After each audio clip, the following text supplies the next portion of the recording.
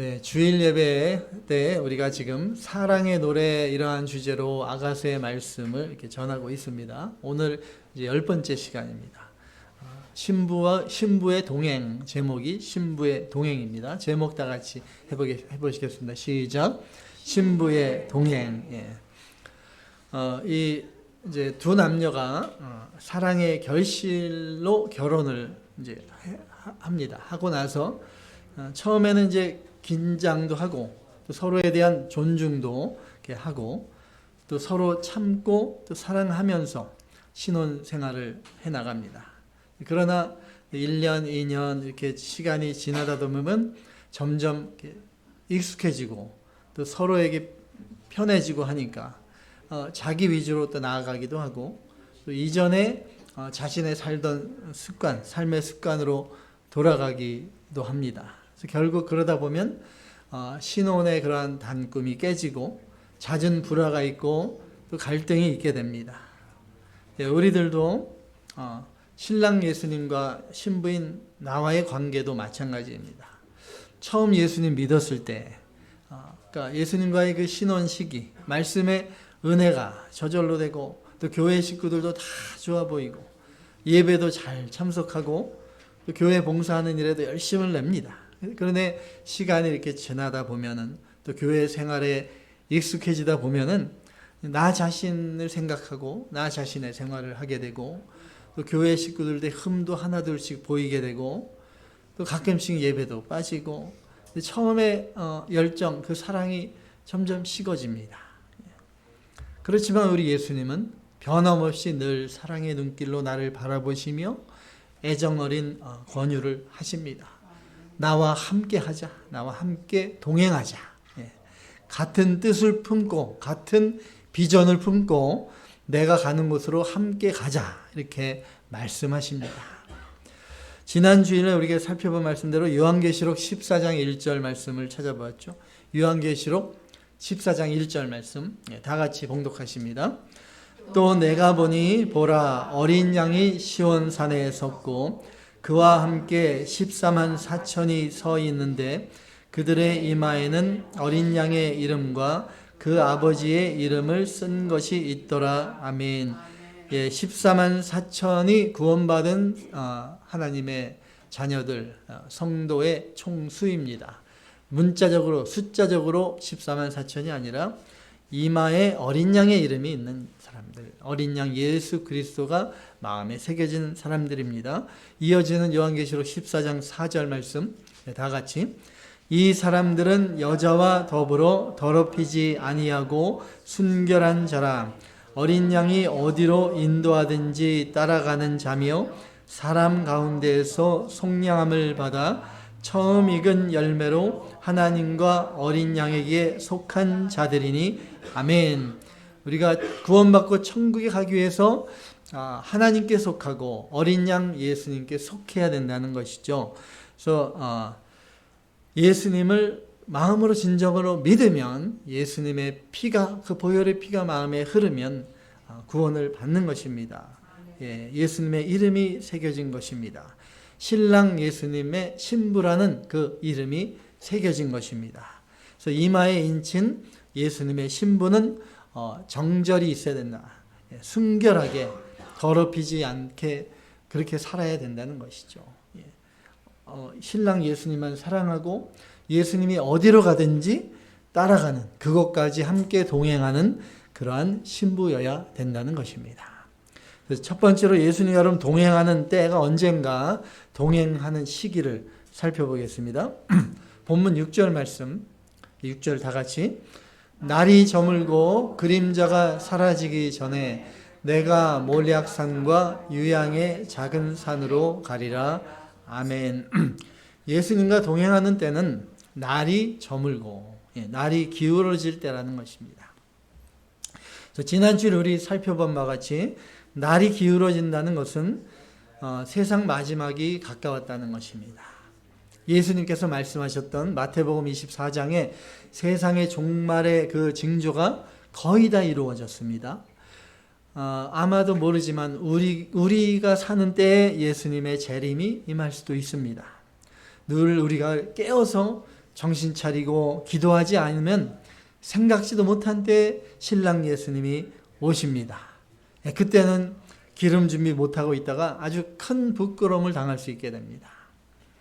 예수님과 동행하며 항상 예수님과 함께 있지 않으면 임박한 환난의 때에 큰 고난을 당하게 됩니다. 마귀의 공격을 쉽게 받고 또 무너지게 됩니다. 그림자가 사라진다. 그림자가 사라진다는 것은 인생의 마지막 죽음의 그늘이 다가오고 있다는 것을 또한 가리킬 수 있습니다. 사람은 태어나면서부터 죽을 운명을 가지고 태어나죠. 언젠가 때가 되면 반드시 죽게 되어 있습니다. 여기도 요양원 리해빌리테이션 이런데 요양원에 가보면 나이 드시고 몸이 불편한 노인들이 거기에 있습니다. 딱 들어가 보면 벌써 분위기가 틀립니다. 죽음의 그림자가 있고 죽을 날만 기다리며 사는 그러한 분들, 활기가 없고 어두운 그늘이 보입니다. 아가서 앞에 전도서인데 전도서 마지막 12장에 보면 헛된 인생의 마지막을 이렇게 잘 묘사하고 있습니다. 전도서 12장 1절에서 2절, 전도서 12장 1절에서 2절 말씀 다 같이 너는 청년의 때에 너의 창조주를 기억하라. 곧 곤고한 날이 이르기 전에 나는 아무 낙이 없다고 할 해들이 가깝기 전에 해와 빛과 달과 별들이 어둡기 전에 비 뒤에 구름이 다시 일어나기 전에 그리하라. 아멘. 이제 우리에게 곤고한 날이 이르고 낙이 없어지고 해와 달과 별들이 어두워지는 때가 반드시 오게 되어 있습니다. 여기 여기 밑에 전도서 이제 12장 3절 밑에 3절부터는 몸이 또 떨리고 또 여기는 없습니다. 허리가 구부러지고 눈이 침침해지고 또 목소리에 힘이 없어지는 때가 옵니다. 마침내 금그릇이 깨지는 때 흙으로 된 몸이 땅에 묻히게 될 것입니다. 그때가 되면 모아놓은 재산이 무슨 소용이 있겠습니까? 자녀들이 무슨 도움이 되겠습니까? 세상에 쌓아놓은 명예가 무슨 도움이 되겠습니까? 아무것도 가져가지 못하고 나의 영혼이 하나님 앞에 가서 서게 될 것입니다. 그때를 생각하라는 것입니다. 전도서 12장 밑에 7절, 12장 7절 말씀 다 같이 봉독하십니다. 흙은 여전히 땅으로 돌아가고 영은 그것을 주신 하나님께로 돌아가기 전에 기억하라. 아멘. 우리의 몸은 흙에서 난 몸입니다. 우리가 죽으면 우리의 몸은 썩어서 흙이 됩니다. 그래서 우리의 영혼은 죽으면 바로 하나님 앞에 서게 될 것이다. 그것을 기억하라. Remember. 기억하라. 그래서 전도서의 결론을 이렇게 끝을 맺습니다. 전도서 12장 13절 다 같이 이 일의 결국을 다 들었으니 하나님을 경외하고 그의 명령들을 지킬지어다. 이것이 모든 사람의 본분이니라. 아멘. 모든 사람의 본분입니다. Duty of all mankind. Because God created all mankind. God is host of all men. 하나님이 우리의 주인이십니다. 우리를 창조하셨습니다. 그렇기 때문에 우리의 본분은 창조주 하나님을 기억하고 하나님을 경외하는 것. 그것입니다. 세상 떠날 때 아무것도 그 누구도 나에게 도움이 되지 못합니다. 아무것도 가지고 가지 못합니다. 가지고 갈 것은 오직 하나, 믿음 하나뿐입니다. 예수님을 사랑하는 마음 하나 가지고 천국에 들어가는 것입니다. 천국에 갈 때 신랑 예수님이 나를 기다리고 계십니다. 나의 마음 문 밖에 서서 엿보며 나와 함께 하자 말씀하고 계신 우리 예수님. 나중에는 늦습니다. 바로 지금 바로 지금 예수님과 함께 가장 가치 있고 가장 아름다운 길을 동행하는 우리 모두가 되어야 되겠습니다. 예수님과 이제 동행하는 그 동행의 장소를 살펴보겠습니다. 본문 6절에 있는데요. 예수님과 함께 가는 곳이 어디입니까? 본문 6절에 몰약산, 유향의 작은 산입니다. 몰약산은 모리아산을 가리킨다고 했죠. 모리아산이 어떤 곳입니까? 솔로몬의 성전이 그곳에 세워진 곳입니다. 하나님의 성전이 있는 곳. 또 예수님께서 빌라도에게 재판을 받으시고 십자가형을 언도받으시고 성 밖을 나가서 골고다라는 언덕에 올라가서 십자가에 못 박혀 죽으셨습니다. 바로 그것이 몰약산입니다. 몰약산. 예수님이 가신 길은 험한 갈보리 언덕입니다. 십자가의 고난의 길입니다. 주님께서 그곳까지 나와 함께 가자, 나와 함께 하길 원하십니다. 날마다 자기를 부인하고 사랑하는 예수님이 나에게 주신 십자가를 지고 예수님과 동행하면 그 길이 아무리 험난하도 그 길은 죽어도 사는 길이고 영원히 사는 길이 됩니다. 여기 유향의 작은 산은 무엇을 가리키는가? 유향의 작은 산. 요한계시록 8장 4절을 살펴보겠습니다. 요한계시록 8장 4절 말씀 다 같이. 향연이 성도의 기도와 함께 천사의 손으로부터 하나님 앞으로 올라가는지라. 아멘. 향연이 올라간다. 이 유향의 산은 바로 기도의 산입니다. 예수님의 신부인 우리 성도의 기도의 산입니다. 예수님께서 십자가에 달리시기 전에 겟세마네 동산에서 땀이 땅에 떨어지는 핏방울과 같이 되도록 힘써 간절히 기도하셨습니다. 예수님께서는 또한 나의 믿음이 떨어지지 않도록 기도해 주십니다. 성령께서 내 안에 계시며 나를 위해 안타까워하시며 또 하나님께 중보 기도해 주십니다. 그런데 저와 여러분, 신부인 내가 기도를 안 하면 되겠습니까? 기도는 신랑 예수님과 교제하고 사랑을 나누는 귀한 시간입니다. 기도할 때 주님께서 기뻐하시고 기도할 때 주님께서 일하십니다. 날마다 우리가 기도의 산, 유향의 산을 쌓아나가는 우리 모두가 되어야 되겠습니다. 이제 세 번째로 동행의 방법을 말씀해 줍니다. 8절에 있습니다. 8절 말씀 다 같이.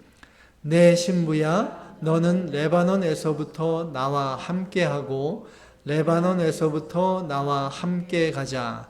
아마나와 스닐과 헤르몬 꼭대기에서 사자굴과 표범산에서 내려오너라. 아멘. 여기 이제 아가서의 신부가 누구입니까? 술람미 여인이죠. 신랑은 솔로몬. 신부인 이 술람미 여인의 고향이 수넴입니다. 수넴. 수넴이 레바논 그 근방에 위치하고 있습니다. 그래서 신랑이 레바논에서부터 나와 함께 하자 이렇게 말한 것은 신부가 살던 고향을 떠나서 함께 가자 이렇게 하는 말입니다. 고향은 어떤 곳입니까? 부모님과 함께 살던 정든 곳입니다. 근데 그곳을 떠나서 알지 못하는 곳으로 간다는 것이 쉽지는 않은 일입니다. 그렇지만 결혼했으면 신랑과 이제 한 몸입니다. 새로운 가정을 이루어 나가는 삶인 것입니다. 이러므로 남자가 부모를 떠나 가정을 이루는 것이다. 하나님이 말씀하셨습니다. 그래서 결혼이라는 것은 이전에 살던 부모님 밑에서 살던 습관이나 의지하는 마음을 버려야 됩니다. 자기 중심의 삶에서 상대방을 존중하고 상대방을 의지하는 새로운 인생을 살아야 되는 것입니다. 결혼하고 나서도 혼자 살던 솔로 때처럼 그렇게 살면 안 되는 것입니다. 사랑해서 결혼했잖아요. 정말로 사랑해서 결혼했으면 이제 버릴 것도 있어야 됩니다. 버릴 줄도 알아야 됩니다. 사랑하는 상대방을 위해서 나 자신이 좋아하던 것을 버릴 줄 알아야 됩니다. 결혼하기 전에 혼자 싱글로 살 때 취미, 낚시가 취미였고, 근데 결혼하고 나서도 그 낚시 취미를 못 버리고, 낚시 가면은 혼자 가서 하루 종일 있다가 또는 밤 낚시하고 밤새고 오고, 그렇게 하면은 안 되는 것이죠. 절제가 필요하고, 또 사랑하는 또 아내를 생각해서 또 내가 좋아하는 것을 좀 자제하고 또 끊을 줄도 아는 것, 그 사랑에 대한 책임이 따르는 것입니다. 또 때로는 나 자신을 희생할 줄도 알아야 됩니다. 그렇게 부부가 점점 한 몸이 되어가는 것입니다. 희생이 없고 또 사랑이 없이 어떻게 한 몸이 될 수 있겠습니까? 진정한 사랑 안에서 하나가 되어가는 그 과정이 결혼 생활의 또 핵심이라고 할 수 있습니다. 이 아브라함이 부모님 밑에서 살던 그 정든 고향 땅을 본토 친척 아비집을 떠나서 하나님이 지시하는 땅으로 나아갔습니다. 저와 여러분도 마찬가지, 신랑 예수님이 가자고 하면 그곳이 어디든지 따라 나서야 됩니다. 사랑하는 신랑 예수님인데, 나의 영원한 신랑이신 예수님인데, 예수님이 나의 주님이십니다. 주인이십니다. 예수님께서 가자 하면 네 하고 어디든지 따라 나서는 그런 신부, 그것이 정말 참된 신부입니다. 이 아마나와 스닐과 헤르몬, 이 아마나라는 뜻에는 견고 또는 확고하다 이러한 뜻이 있습니다.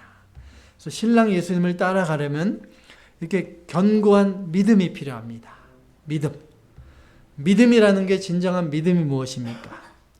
믿는다는 거, 의지하고 어떠한 일이 있어도 나를 버리지 않으실 것이다. 우리 주님이 끝까지 나를 사랑할 것입니다. 그것이 진정한 믿음입니다. 그러한 믿음이 있다면 예수님을 믿고 다 맡기고 따라갈 수 있는 것입니다. 마음을 굳게 정하고 주님을 따라가야 됩니다.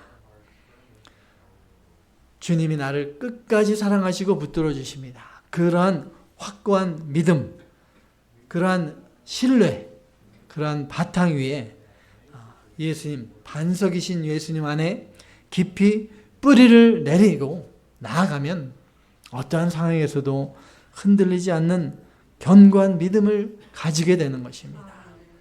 그리고 그 기초는 바로 우리 구주 예수 그리스도의 변함없는 영원한 사랑인 것입니다. 이 스닐은 또 무장, 갑옷이라는 뜻이 있습니다. 그래서 우리가 예수님을 따르려면 갑옷이 필요합니다.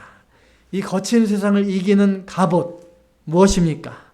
바로 에베소서 말씀대로 하나님의 전신갑주를 입는 것입니다.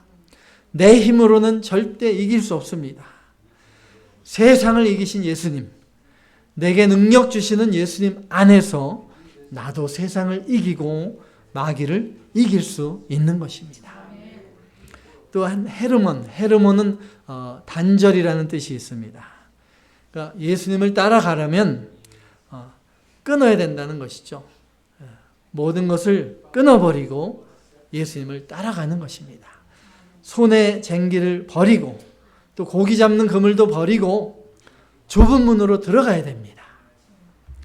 모든 것을 다 버리고 모든 것을 다 잃어도 나의 신랑 예수님이 나의 생명이시고 생명의 길이 되십니다. 예수님을 따르기 위해서 모든 것을 다 버리고 따라가면 예수님께서 더 큰 은혜와 사랑을 채워주십니다. 세상 것보다 더 좋은 참된 기쁨과 평안이 있고 만족이 있고 생명이 있는 것입니다.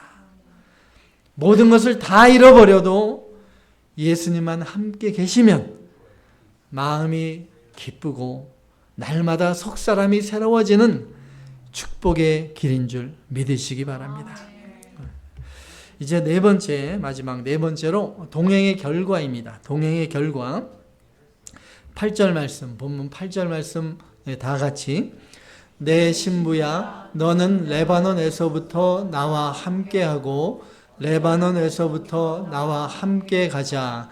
아마나와 스닐과 헤르몬 꼭대기에서 사자굴과 표범산에서 내려오너라. 아멘.